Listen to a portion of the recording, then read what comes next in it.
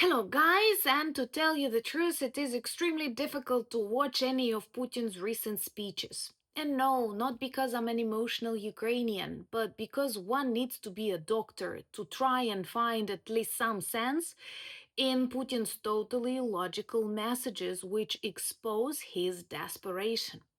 He wants to blame NATO and the European Union and describe his failed blitzkrieg as a defensive war just because he cannot accept that Ukraine keeps destroying all of his plans and his economy.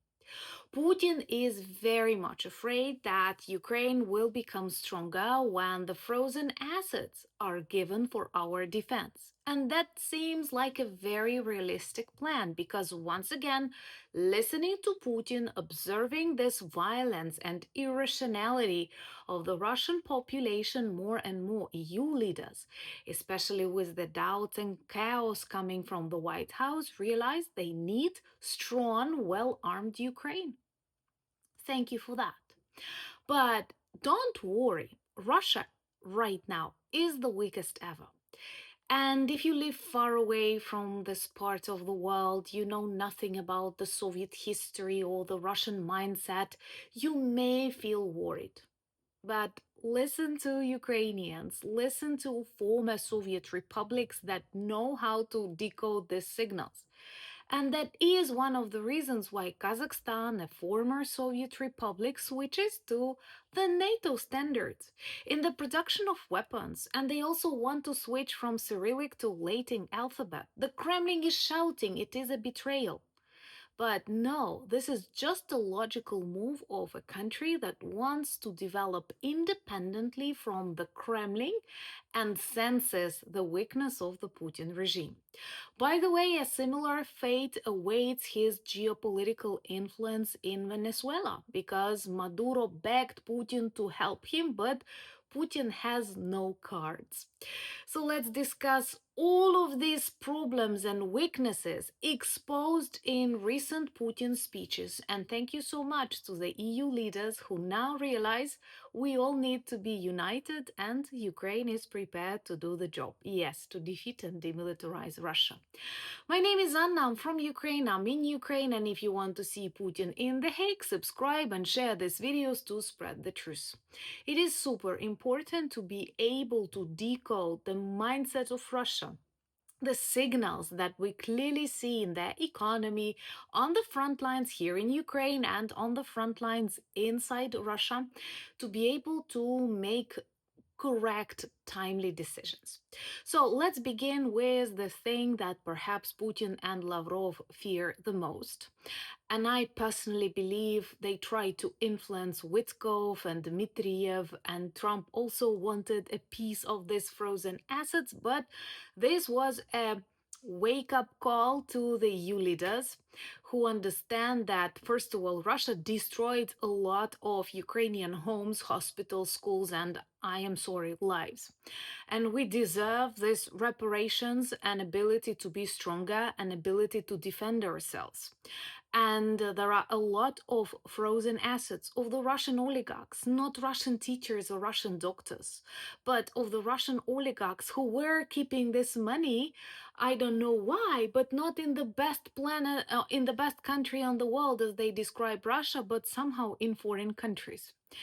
And don't worry for the consequences. Any country that breaks the international law, commits war crimes, has to be prepared to get the consequences.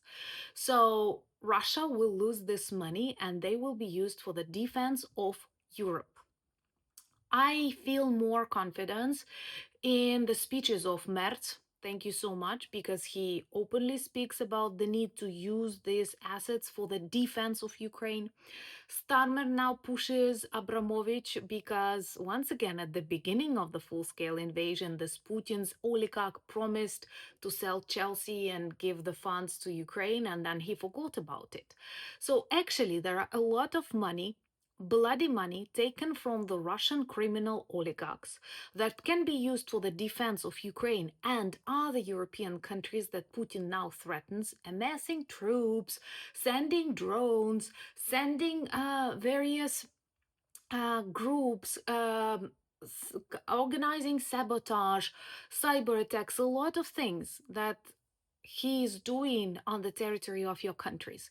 So it's not taken from anybody else's budget. It's bloody Russian money used to destroy the bloody Russian regime. Thumbs up for that and subscribe to witness it together. But Putin is desperate, and I believe deep inside he feels that he is losing this grasp, that he's losing control. We've spoken about Syria.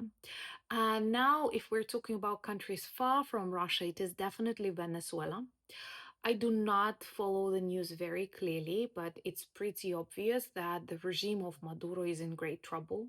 I can tell you that I like everything about the US doing it and speaking, but Maduro is definitely a person who destroys the future of the people of Venezuela.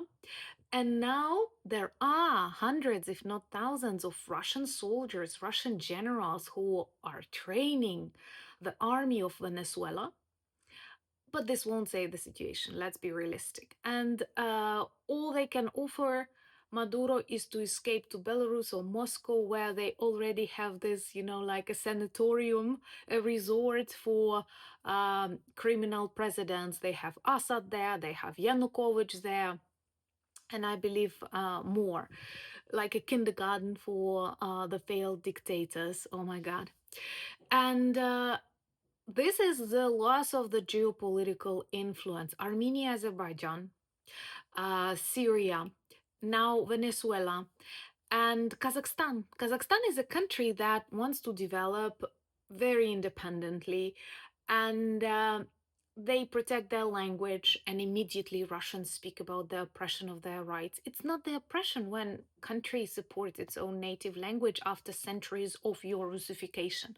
That's why they want to return back to their alphabet, and that's why they switched to NATO standards. And that is a very big deal. Inside the Kremlin, they are shouting about the betrayal.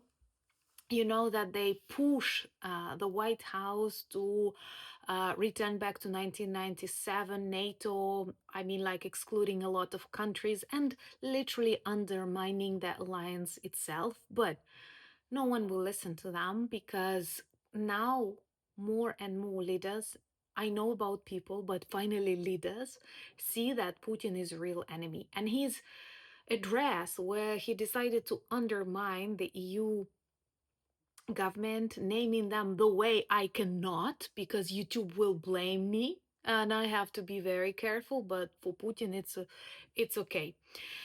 This is just another proof that by saying it, by threatening with Oreshnik, by blackmailing people, by manipulating facts, he only exposes this huge amount of problems that have already amassed inside Russia. And it's not just economy, it's not just the destroyed oil industry, it's also the understanding that they do not have any control over their borders, over their airspace, and even over their social public opinion. And there are more and more people who speak about the potential dissolution of the Russian Federation as an extremely interesting and bright representative of Buryat people, Rajana Dugarda Ponte, in this interview. And I believe it's time to look closer at the nations of the Russian Federation so that when it all collapses, you will be prepared and maybe some good democratic countries will be born. Please follow me on X, Instagram, Blue Sky, Threads, Discord. The links in the description of this video, same as the link to our merch shop that can turn you into the beautiful ambassadors of Ukraine. Thank you for buying me coffees, becoming my patrons and sponsors of the channels, but most importantly, thank you for being friends of mine and friends of Ukraine. Slava Ukraini!